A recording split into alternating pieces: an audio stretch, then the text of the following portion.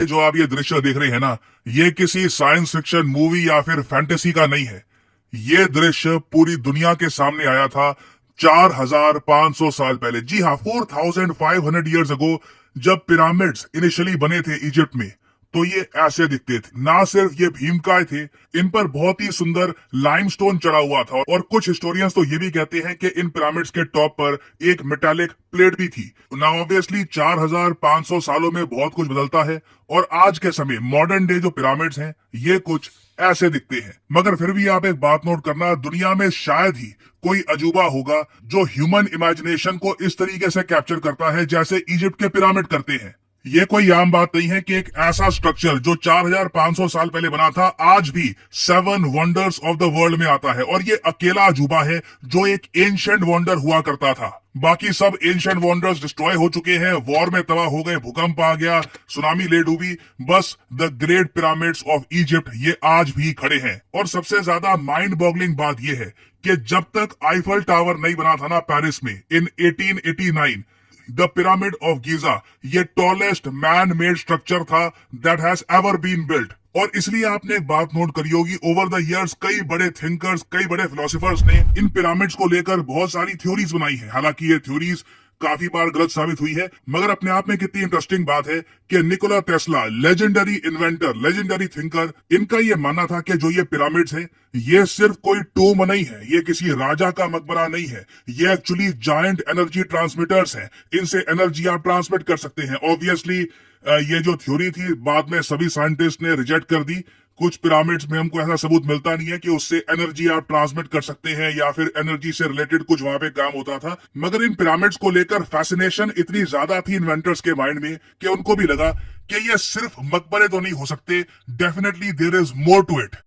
और interestingly medieval times में Europe में कई लोग मानते थे कि पिरामिड्स को जरूर ग्रेन स्टोर करने के लिए बनाया गया होगा। उनके माइंड में ये आइडिया कहीं से फिट ही नहीं होता था कि एक फैरो के लिए, एक राजा के लिए ये पिरामिड्स बनाए गए थे, ताकि वो फैरो मरने के बाद जो अगली दुनिया का सफर है वो ज्यादा आसानी से कंप्लीट कर पाए। और रिसेंटली आपने देखा होगा कि जो ये इजिप्ट के पिरामिड्स हैं, ये फिर से न्यूज में आ गए थे। और इस बार ये बताया जा रहा था कि इजिप्ट के पिरामिड्स की मिस्ट्री अब फाइनली सॉल्व हो चुकी है। ना मुझको यहाँ पे एक बात ऐड करनी पड़ेगी कि इन पिरामिड से रिलेटेड इतनी सारी मिस्ट्रीज है कि सारी मिस्ट्रीज तो बिल्कुल सॉल्व नहीं हुई है।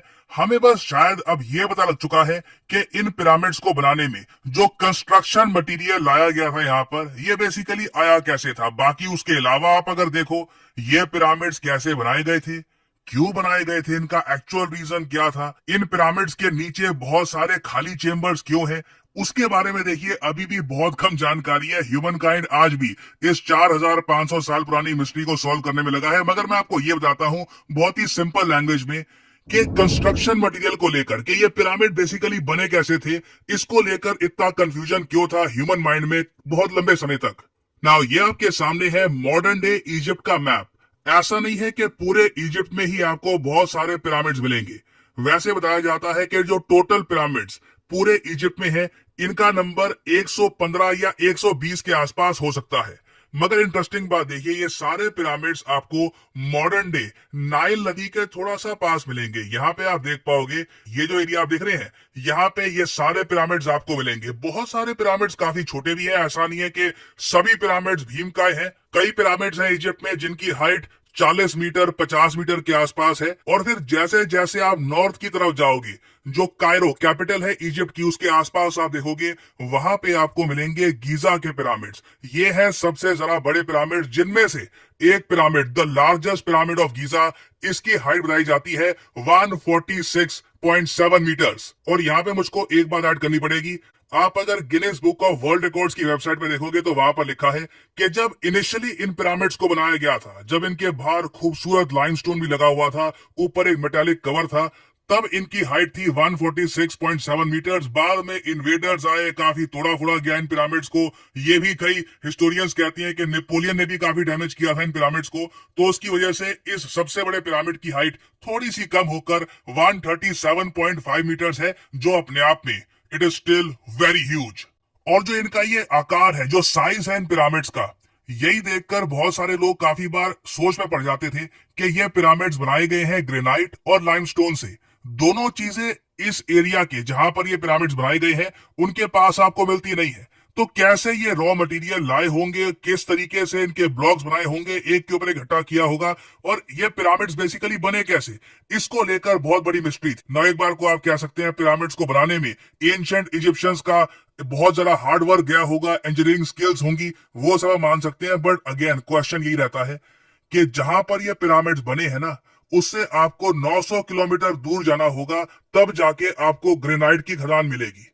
तो उस जमाने में कैसे ये 900 किलोमीटर दूर इतना सारा ग्रेनाइट लेके आए होंगे, दिस वाज अ मिस्ट्री। और कई बार हिस्टोरियंस ने इसका सोल्यूशन ये दिया कि हमारे हिसाब से हुआ क्या होगा कि जो नाइल नदी है ये कनेक्ट करती है असवाहन और गीजा को। गीजा वो एरिया जहां पर सबसे बड़े पिरामिड्स बनाए गए थे, और असवाहन वो एरिया है जहां पर ग्रेनाइट के बहुत सारे डिपॉजिट्स हैं।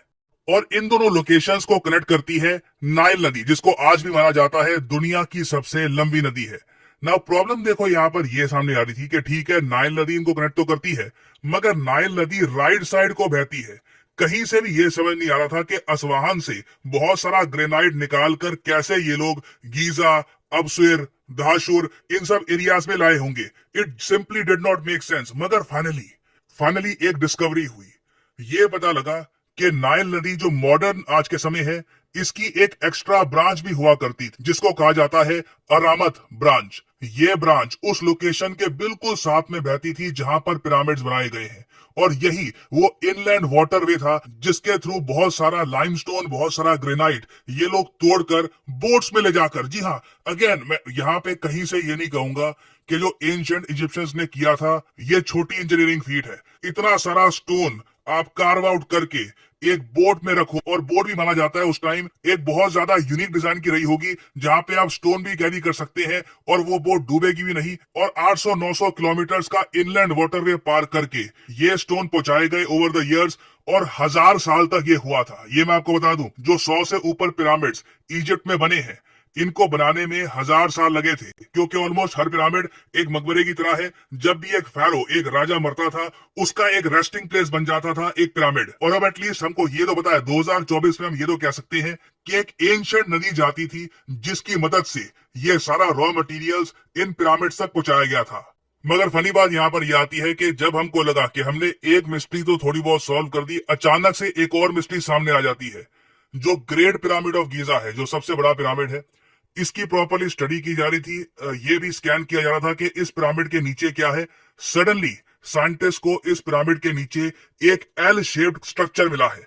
नाउ ये स्ट्रक्चर क्यों एग्जिस्ट करता है, क्यों बनाया गया था पिरामिड के बहुत नीचे, अभी तक हमको कुछ नहीं पता। हमें कुछ पता नहीं है वहां पे कौन दफन है, क्या है। बेसिकली इसकी हिस्ट्री के बारे में आज भी आपको इतनी सारी थ्योरीज मिलेगी कि एक बार को आप उसमें जाओगे ना तो कई रातें, कई हफ्ते आप जा सकते हो बस पढ़ते हुए ही कि लोगों की क्या क्या थ्योरीज हैं इन पिरामिड्स के बारे में, ये क्यों बनाए गए थे, ये क्या सिंबलाइज करते हैं। और ह्यूमन हिस्ट्री में आप अगर देखो तो ये पिरामिड स्ट्रक्चर हमको दुनिया भर की कई सिविलाइजेशंस में क्यों दिखते हैं। For example modern day Mexico में भी आपको मिलेगा द पिरामिड ऑफ द सन, बिल्कुल एक पिरामिड शेप स्ट्रक्चर जो आज से कई सदियों पहले बनाया गया था।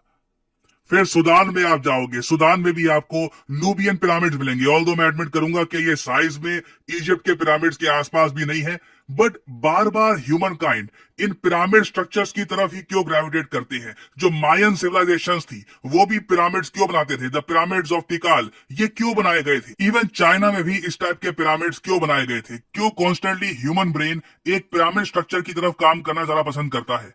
ये अगेन एक बहुत बड़ी मिस्ट्री है, और उम्मीद ये है कि एज हम पिरामिड ऑफ गीजा को और स्टडी करते हैं, इसके नीचे क्या क्या स्ट्रक्चर्स हैं इनके बारे में जानते हैं, धीरे धीरे हमें इस मिस्ट्री के बारे में इवेंचुअली और जानकारी भी मिलेगी। और फाइनली यहाँ पे मैं आपसे पूछूंगा एक क्वेश्चन जिसका आंसर आप सब लोग करोगे कमेंट सेक्शन में। क्वेश्चन ये है कि नाइल नदी जिसके बारे में मैं बात कर रहा था इस वीडियो में, नाइल नदी आज के समय कितने कंट्री से होकर गुजरती है। ये है यहाँ पे आपकी ऑप्शंस, 20 देश, 2 देश, 11 देश या फिर 55 देश। कमेंट सेक्शन में करिए उत्तर। जो लोग सही आंसर देंगे उनकी कमेंट को मैं हार्ट दे दूंगा ताकि बाकी लोग समझ पाए कि सही उत्तर क्या है।